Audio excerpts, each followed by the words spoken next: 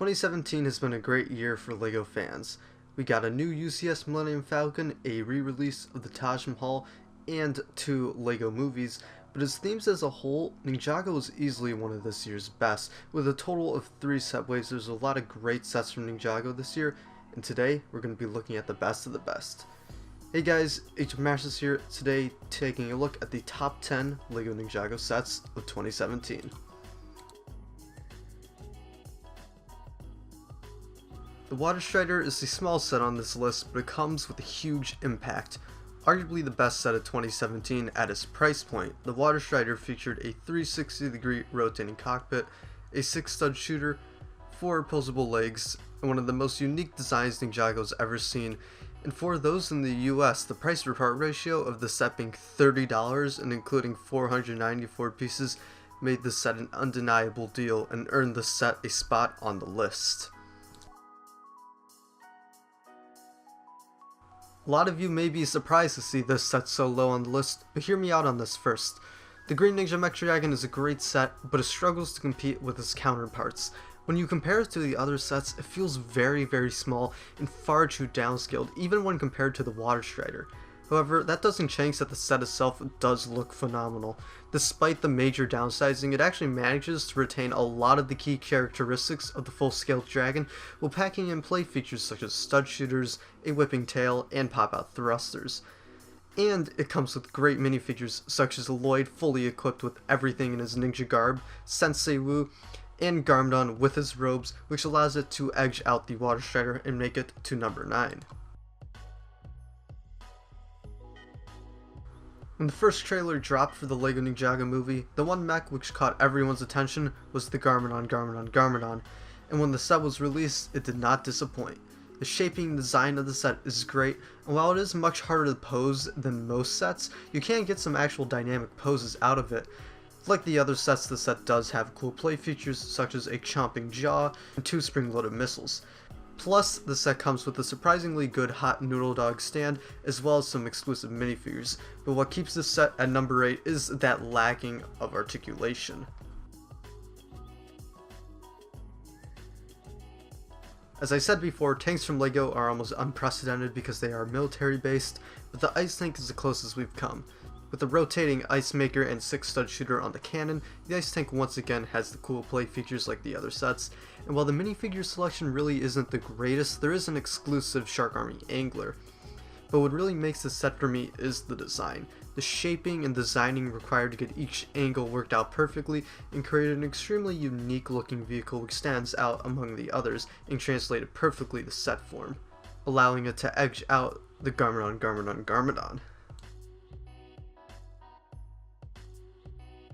The Lightning Jet was the set that surprised me. When I first saw it, it seemed good, but just average compared to the other sets.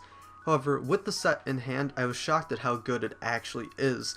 The set has a presence to it that no other set has, and has more balance to it than most sets, since it features a crab mech to actually battle the jet itself. The spinning lightning disc was cool, and the missile was cool as well, but the inclusion of Ed and Edna is what made this set a must-buy for many Ninjago fans, offering fans their first opportunity to get 2 of these great characters from the TV show, and what helped bring the set above the ice tank and to number 6. The Fire Mech is pretty much everything you could want from a LEGO mech. It has tons of detail, a large presence, great color scheme, and overall great look. The set has great integration of disc shooters and places to store extra ammo, as well as spinning flames. The only thing which kept the set from being higher up was the lack of knee articulation. However, that design is justified when you consider that the mech is very top heavy and will likely result in weakened knee joints over time, and that the legs are the ideal place for a kid to actually hold the mech since the torso is very bulky, and if it had knee articulation, the mech would probably fall over and you would end up breaking it. So while the mech is not perfect, it's still very good, making this number 5. The Temple of the Ultimate Weapon was one of this year's few structure-based sets, but it stood out in both appearance and functionality. The set is packed with features pretty much everywhere around the temple, such as a hidden dungeon and a dropping boulder. In addition, the set came with 2 stone dog structures which added in both appearance and playability. The set was also another great price per part ratio, retailing for $100 with 1,403 pieces, and including all 6 ninja with their new hair pieces and jungle Garmenton. However, that wasn't quite enough to bring it to number 3. The Quake Map is a set that some may be surprised to see so far up on this list. In terms of playability, the set really doesn't offer much beyond flick fire missiles, so why is this set above the Temple of the Ultimate Weapon? For me, it all came down to design. The Quake Mech has such a cool design and is unlike any other Lego mech pretty much ever. And although it does need a stand to help balance, that doesn't really change how cool the set looks. The set offers much more articulation than the Fire Mech despite its lack of legs, and offers a solid minifigure selection, although Misako could have been better. And like most Ninjago movie sets, this set once again offers a great price per parts ratio, allowing it to barely edge out the Temple of the Ultimate Weapon for the number 3 spot.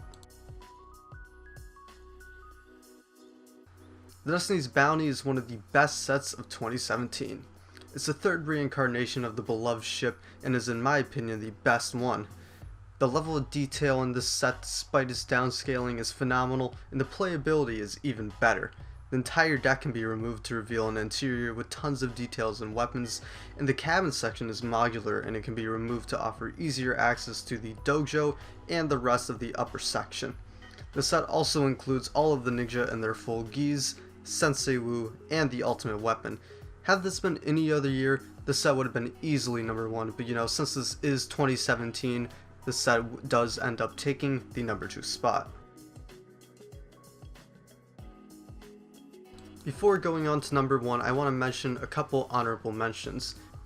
The Dragon's Forge and Dawn of Iron Doom were both great sets which would have both easily been in the top 5 of this list had it been any other year, but because it is 2017 and the standard of the Ninjago movie sets is just that high, they weren't able to make it onto the list. Garmenton was also another good set, but it wasn't quite up to standard with the rest of the Ninjago movie sets to make it onto the list. And with that out of the way, let's move on to number 1. Was anyone not expecting Ninjago City as number 1? The set speaks for itself in terms of how absolutely amazing it is, and being the 4th largest Lego set ever made, it very well should be. The set is done in a modular style with 3 levels which are all amazing but very unique in their own ways. Almost every minifigure in this set is exclusive, which I personally think is good, because when you pay $300 for a set, you don't really want all those minifigures to be available for $4 at your local store, as it makes the set feel overpriced. And in case you were wondering, the set does continue the theme of great price per part ratios, being $300 with 4,867 pieces. I honestly can't say enough about how great this set is, but it's going to be a very long time before we get anything close to the level of how good this is from Ninjago. And that was the top 10 Lego Ninjago sets of 2017 in my opinion. Like always, if you disagree, feel free to leave your own list in the comment section below, and that is it. Thanks for watching, and until next time, I'll see you guys later.